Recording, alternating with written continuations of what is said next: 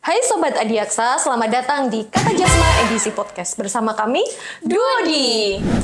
Hari ini kita kedatangan tamu spesial ya Dila ya? Siapa tuh tamunya Dila? Spesial banget Mbak, kasih kita yang paling kece. Dengar-dengar habis ulang tahun ya? Betul banget Mbak. Siapa itu?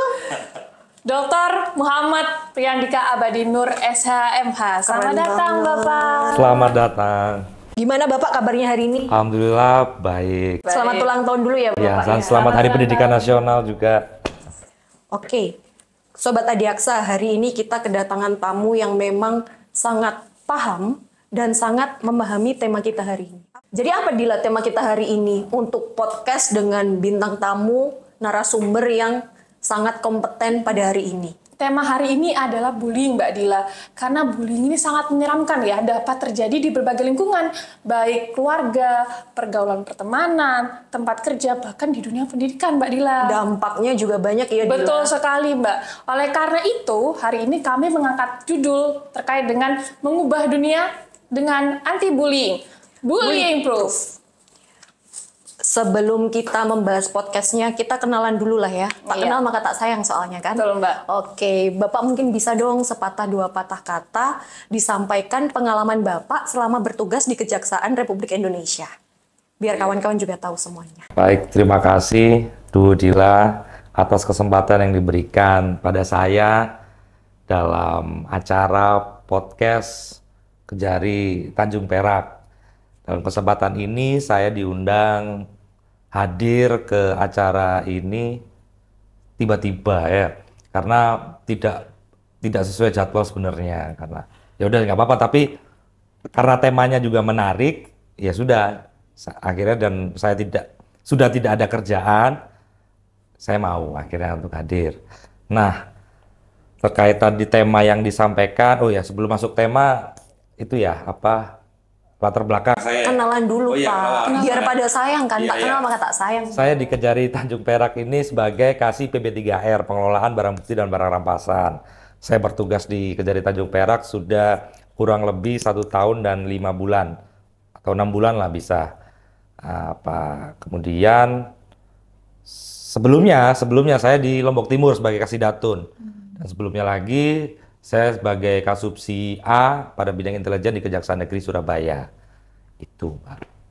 Iya. Cukup sangat prestis, Iya betul Mbak. sangat banyak ilmunya, Iya, dan sangat kompeten keren, ya. Mbak. Oke, Ya, langsung betul, Mbak. dilacus. Jadi pada hari ini Pak, tanggal 4 Mei diperingati sebagai Hari Anti-Bullying Sedunia ya Mbak Dila ya. Iya. Betul sekali. Dan pada tahun 2007 ada seseorang bernama David dan Travis yang membela seorang anak laki-laki dari Kanada yang dibully Pak. Karena dia pada hari pertama sekolah menggunakan baju pink. Oleh karena itu David dan Travis ini membeli 50 baju warna pink dan membagikan kepada warga sekitar di Kanada itu. Oleh karena itu pada hari ini tanggal 4 Mei pada tahun 2007 dimulailah sebuah gerakan sebagai simbol bahwa kita harus melawan dan membela orang-orang yang dibully. Karena setiap laki-laki itu juga berhak untuk menggunakan pakaian yang dia mau, betul kan Pak? Menurut Bapak terkait dengan insiden ini atau kejadian peristiwa ini bagaimana Pak? Menurut saya sah-sah saja, karena mungkin pemikiran dari siapa tadi, David Dan Travis? itu dia memperjuangkan hak-hak, bukan hanya hak seorang anak cowok ataupun cewek ya, Betul. tapi merupakan dia memperjuangkan hak-hak seorang anak. Yang notabene di sini korbannya adalah anak si siapa tadi korbannya itu namanya, karena dibully karena menggunakan baju pink, akhirnya karena dia merasa hak-haknya kok banyak dilecehkan di situ, akhirnya si David ini memberikanlah baju pink itu kepada seluruh siswa untuk menghargai anak atau tidak mengucilkan hati si Laki-laki korban gitu anak ya. tadi itu. Betul. Menurut Bapak terkait dengan bullying ini seperti apa sih Pak? Oke, jadi kita langsung masuk ke tema ya. Bullying ini kalau terminologi hukumnya, banyak terminologi hukum. Kalau di dalam negara di negara Indonesia sendiri, bullying itu tidak termasuk ke dalam terminologi hukum, tapi masuk ke dalam terminologi bahasa Indonesia, bahasa serapan Indonesia. awal kata bullying itu dari awal kata bully ya, yang itu mengintimidasi, menghancurkan, mengintimidasi, intinya seperti itu. Nah, kemudian penerapan kata-kata itu kenapa kok ada sampai di Indonesia? Ya karena era-era sekarang, sejak era 2000-an ini banyak anak-anak itu menjadi tren melakukan intimidasi atau perundungan kepada teman-temannya. Nah, itu akhirnya media mengadopsi kata-kata bullying. Seperti itu. Kenapa menjadi school bullying? Karena perbuatan bullying ini dilakukan di ranah sekolahan. Di ranah luar pun banyak bullying-bullying di lingkungan keluarga, di lingkungan sosial kita, dimanapun itu bisa terjadi bullying. Lah, karena tadi Mbak Dila fokus ke dalam school bullying di dalam koridor sekolahan, jadi ya bullying ini yang dilakukan di sekolahan sekarang itu di Indonesia khususnya itu sangat banyak dan juga tidak sedikit memakan korban. Korbannya banyak sekali, korban-korban bullying ini yang sangat-sangat kadang-kadang pemerintah itu mengabaikan hak-hak si korban itu. Padahal di sekolah itu salah satu tempat teraman ya Mbak Dila ya, Betul, karena banyak safety tenaga place. pendidikannya gitu. Pak, kita kan sudah menyinggung soal school bullying. Seperti yang kita tahu berarti pelakunya adalah anak dan korbannya adalah anak. Nah, bagaimana sih menurut Bapak terkait dengan penerapan hukum beserta regulasi yang sudah ada terkait kasus bullying di Indonesia? Apalagi otomatis tersangkanya banyak anak, mohon maaf pelakunya banyak anak, korbannya anak. Nah, itu seperti apa Pak kalau dari segi yuridisnya? Baik. Dan kasus yang pernah Bapak tangani ya Mbak? Oke. Baik, dari segi regulasi, kalau kita kan sama-sama jaksa nih, kita sama-sama jaksa pasti ngertilah hukum. Jadi terkait dengan regulasi-regulasi terhadap tindak pidana anak, ya saya nggak ngomong bullying, tindak pidana anak yang dilakukan oleh anak. Jadi itu menurut saya itu sudah baik ya, regulasi yang dibentuk oleh pemerintahan Indonesia saat ini itu sudah baik. Yaitu mulai dulunya yang ada Undang-Undang Pengadilan Anak, kemudian dilebur menjadi Undang-Undang Sistem Peradilan Pidana Anak, yang saat ini menjadi Undang-Undang Nomor 17 Tahun 2016 ya, kalau nggak salah, seingat saya. Iya, Sistem Peradilan Pidana Anak. 11 tahun 2012, kalau SPPA-nya. Kemudian kalau Undang-Undang Pengadilan Anaknya, Undang-Undang Nomor 17 Tahun 2016. Itu menurut saya itu sudah mengakomodir baik terhadap korban maupun terhadap pelaku yang notabene adalah pelakunya adalah anak, gitu loh. Kalau kita ngomong pelaku adalah anak, itu sudah tersebut di dalam setiap klausul pasal Undang-Undang Pengadilan Anak maupun Undang Sistem Peradilan Pidana Anak itu anak yang berhadapan dengan hukum dan anak yang berkonflik dengan hukum. Di situ banyak penjelasan apa sih anak yang berhadapan dengan hukum, apa sih anak yang berkonflik dengan hukum. Nah, menurut saya regulasi yang ada di dalam undang-undang itu sudah cukup baik karena Sudah mengakomodir ya Pak? mengakomodir. Jadi pemidanaan itu tidak hanya menitik beratkan pada pidana penjara saja, tapi pidana yang ada di dalam Undang-Undang Peradilan Pidana Anak itu yang sekarang khususnya yang pelakunya terhadap anak itu dia juga mengedepankan rehabilitasi. Jadi tidak mengutamakan pidana. Jadi mungkin menurut saya undang-undang di Indonesia ini juga meratifikasi konvensi-konvensi hak anak yang ada di luar, banyaklah itu konvensi itu. Jadi mengutamakan hak-hak anak selanjutnya, meskipun itu baik anak korban, baik itu anak pelaku pidana, itu tetap dipikirkan di dalam undang-undang itu. Berarti secara hukum semuanya sudah diakomodasi gitu ya Pak? Betul. Ya? Pak, terkait dengan terobosan hukum mengenai restoratif justice, mengembalikan kepada keadaan semula.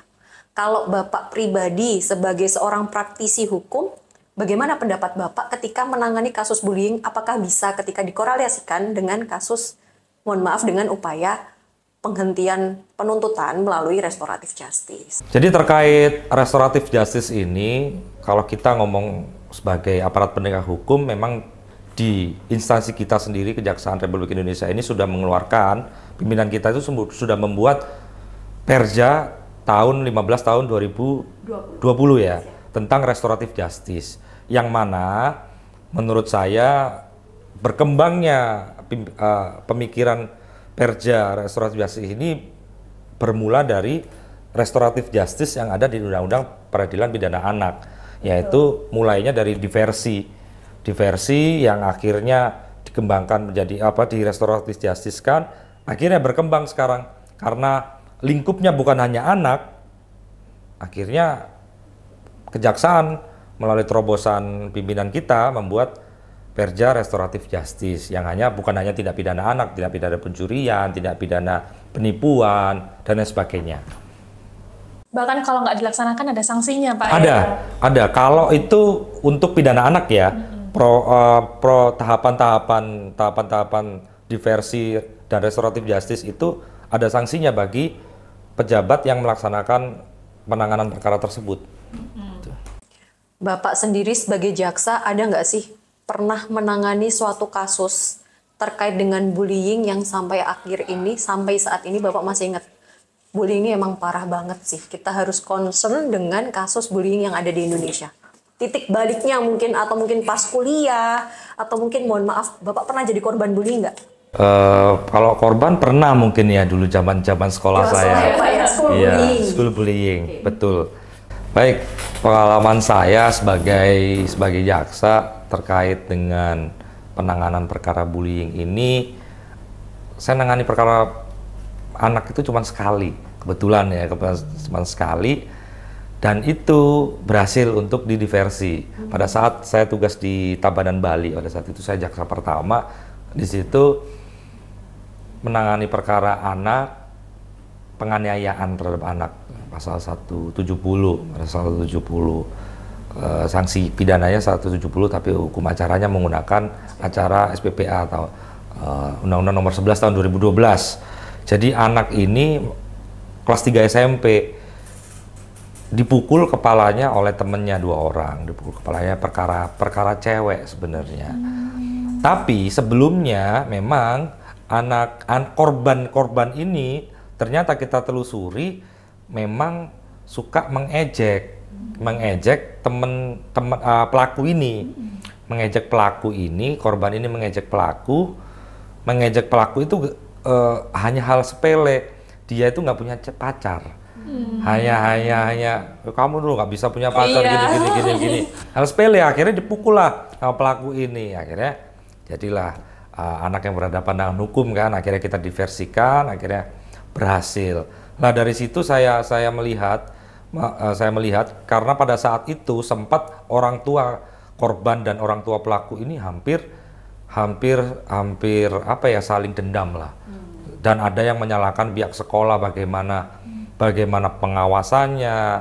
Lah menurut saya pihak sekolah itu memang bertanggung jawab ya dalam hal, karena lembaga pendidik mereka bertanggung jawab gitu. Tapi menurut saya juga sulit guru ini untuk mengawasi murid-muridnya, apakah setiap detik, setiap jam, setiap waktu mengawasi perilakunya, ya nggak mungkin. Iya kan? Karena kan ya kita nggak tahu anak kita besok, kalau kita punya anak besok di sekolahan ini mereka bermainnya dengan siapa, bermainnya dengan cara apa, kita tidak tahu. Yang bisa menjaga anak-anak yaitu perilaku, contoh-contoh perilaku yang bisa dijadikan oleh anak itu menjadi panutan, yaitu dalam lingkup terkecil, yaitu keluarga. Itu sih pengalaman saya. Baik Pak, kalau terkait dengan contoh-contoh atau macam-macam dari bullying itu apa aja sih Pak? Kalau menurut buku ya, menurut buku atau menurut yang saya baca, yang saya tahu, itu bullying itu ada beberapa kategori.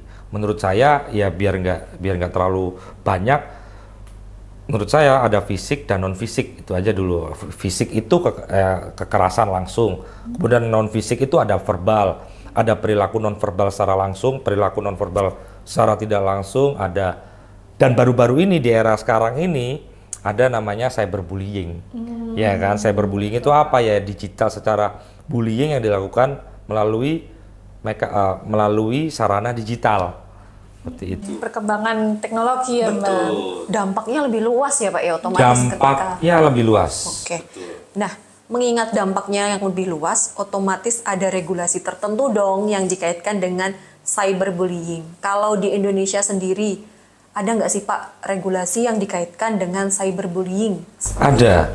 Kalau khusus cyberbullying itu tidak ada, tapi dikemas di dalam suatu undang-undang informasi dan teknologi, informasi teknologi ya, undang-undang ETI, undang-undang ETI itu dikemas di situ.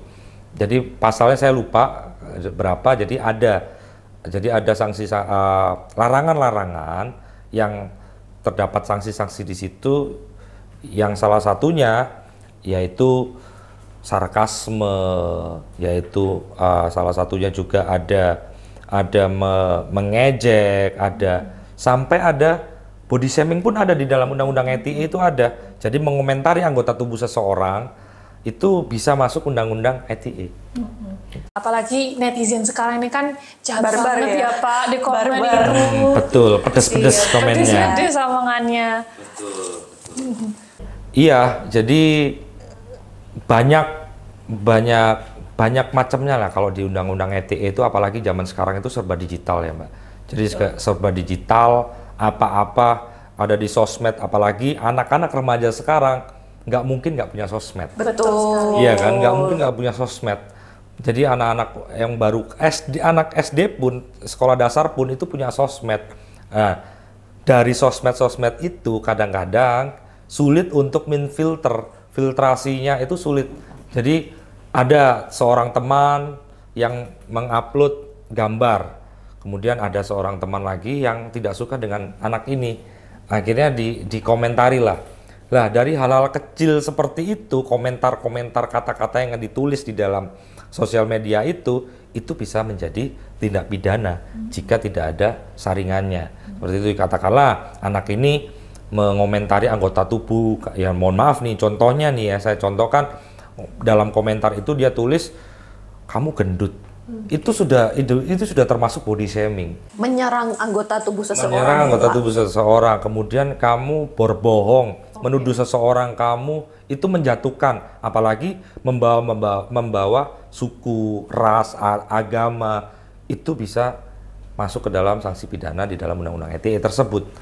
Jadi perkembangan teknologi ini ada dampak negatifnya juga ya Pak? Betul, ada baik buruknya ada. Iya, dan ternyata Indonesia ini baru mengesahkan undang-undang Pak tanggal 2 Januari, yaitu Undang-Undang ITE nomor 1 tahun 2024. Iya. Nah, dari korban ini Pak kan bisa mengajukan gugatan permohonan ganti kerugian atau restitusi. Menurut Bapak ini seperti apa restitusi tersebut terkait dengan bullying? Jadi gini, kalau kita ngomong restitusi, sebenarnya restitusi ini sudah diatur di dalam norma atau aturan-aturan yang sudah ada sebelumnya. Di KUH pidana juga ada restitusi, KUH perdata juga ada restitusi. Restitusi itu kan hukum acaranya, ya kan? Jadi kan pemenuhan hak-hak seseorang yang harus dikembalikan, seperti itu kan, hak-hak restitusi. Lah bagaimana dengan restitusi jika anak ini menjadi korban atau menjadi korban, bagaimana restitusinya? Ya melalui proses mekanisme hukum acara pidana anak dong, tentunya. Pada saat apa tahapannya? Pada saat proses penuntutan. Jika perkara itu naik, tidak dijadikan restoratif justice. Jika perkara itu tetap naik, ada hak korban di situ. Kita mengajukan hak restitusi di situ. Jadi ada hak restitusi itu menjadi satu ke dalam tuntutan pidana. Itu bisa. Jadi restitusi itu ganti kerugian yang dimintakan oleh korban kepada pihak korban. pelaku gitu Pak ya. Betul. Oke. Setelah kita membahas soal regulasi yang sedemikian rupa, yang sudah terkonstruksi secara baik dan tepat di Indonesia ini, hal paling penting yang mungkin Bapak bisa sampaikan, dampak buruk dari bullying itu seperti apa sih Pak? Baik, kalau kita ngomong dampak itu, apalagi dampak bullying ya, itu sangat-sangat besar. Karena kalau dari apa yang saya alami, apa yang saya tahu, itu saya juga punya saudara-saudara masih remaja-remaja itu juga banyak. Ada temennya, anaknya temennya saya, anak tetangga saya, itu pun banyak yang juga pernah mengalami bullying. Dampaknya yang paling parah itu mental dari anak ini bisa terganggu. Bisa terganggu dalam artian gini, dia itu sampai nggak mau sekolah, dia itu sampai lari dari rumah, bahkan yang sampai fatal, itu ada kan perkara yang sampai bunuh diri Betul gara-gara. sekali, Pak. Nah, itu hal-hal seperti itu harusnya pemerintah itu lebih memikirkan dampak-dampaknya setelah terjadinya bullying ini. Nah, dari situ, dari dampak-dampak yang berat ini, kenapa kok nggak dari lingkup terkecil yaitu keluarga ya? Karena kalau kita ngomong lingkup keluarga ini, perilaku-perilaku yang ada di keluarga ini mencerminkan perilaku anak yang ada di luar. Jadi menurut saya pribadi, keluarga ini sangat penting. Peran-peran keluarga ini selain guru di sekolah, peran keluarga ini sangat penting karena untuk membentuk perilaku anak ini dimulai dari keluarga itu sendiri. Karena dampak bullying ini sangat-sangat berbahaya. Karena pendidikan pertama itu dari keluarga, Pak. Ya. Betul. Ya. Kira-kira ada pesan nggak, Pak, terkait teman-teman yang ada di luar sana? Yang ada di luar sana, baik. Pesan-pesan ya mungkin bagi teman-teman adik-adik ya yang mungkin menonton ini, ya menonton podcast ini, ya saya pesan tetap jaga pertemanan dengan baik, tetap bisa menghargai sesama teman. Kalau untuk adik-adik ya yang masih sekolah, tetap bisa menjaga pertemanan dengan baik, saling menghargai. Intinya jangan apatis terhadap sesuatu hal apapun. Jadi jika teman minta bantuan agar dibantu, ya ringan tangan. Intinya banyaklah pelajaran-pelajaran sekolah itu mengajarkan kepada kita semua hal yang baik. Tapi saya pernah baca, saya ingat bukunya seorang kriminolog anak, kalau nggak salah namanya, saya ingat saya itu Dorothy Nolte. Dia ngomong, children learn what they live. Jadi perilaku anak itu dari mana kehidupannya. Jadi menurut saya perilaku anak yang sampai membuli, yang sampai tidak mendapatkan perhatian, akhirnya dia terisolasi dari teman-temannya, itu sebagian besar ya dari keluarganya. Karena kalau kita ngomong faktor-faktor penyebab bullying itu juga banyak, salah satunya ya kurang perhatian, kurang kasih sayang, kemudian mendapatkan contoh perilaku yang tidak baik dari orang tuanya, mungkin sering dicemooh oleh orang tuanya, mungkin sering dikata-katain oleh orang tuanya, memperoleh perlakuan fisik yang terlalu keras dari orang tuanya, itu dia implementasikan lagi ke dalam kehidupan sosialnya si anak. Jadi menurut saya perilaku anak ini sangat-sangat penting diperhatikan oleh orang tua atau oleh pendidik untuk keberlangsungan hidup anak ke depan. Super sekali ya. Super Itu sekali, pesan Mbak. yang kita berdua kan belum berumah tangga ya. Betul, mendalam ya, Mbak. Betul. Bisa jadi bekal kita ketika jadi seorang ibu ya, Dila. Betul. Karena ibu adalah sekolah pertama juga kan Sekolah bagi pertama anak. bagi anak. Oke, the last but not least, Pak. Kalau pesan buat kita berdua apa nih, Pak? Maklum, Pak. Anak baru dipegangin podcast kan masih kaku-kaku. Peran kita biar tetap semangat nih, Pak, bikin konten-konten selanjutnya. Oke, jadi pesan saya kepada duo Dila ini sudah bagus pertahankan. Terima kasih, Pertahankan. Jadi menurut saya duo Dila ini jaksa-jaksa yang cerdas, jaksa-jaksa yang pintar, berdedikasi tinggi, bisa menjadi suri toladan bagi adik-adiknya ke depan nantinya. Amin. Itu aja. Apalagi habis ini kedatangan lagi ya Pak. Oh, siap. CPNS Oh ya, baru ya Mbak betul, Dila. betul. Iya. Betul. Jadi itu terkait dengan bullying Pak. Setiap insan itu berharga ya Mbak Dila. Betul. Berarti podcast hari ini udah cukup ya Dila. Kita sudah belajar banyak banget dari Pak Kasih BB mengenai bullying yang banyak terjadi dewasa ini. Iya, jadi setiap insan itu berharga ya Mbak Dila. Jangan biarkan orang lain mengkontrol hidupmu. Karena bullying itu adalah simbol dari kelemahan dari pelaku itu sendiri. Betul ya Mbak Dila? Mari stop bullying. Karena kesehatan jiwa adalah kemajuan bangsa. Sampai jumpa di podcast selanjutnya. Dadah. Dadah.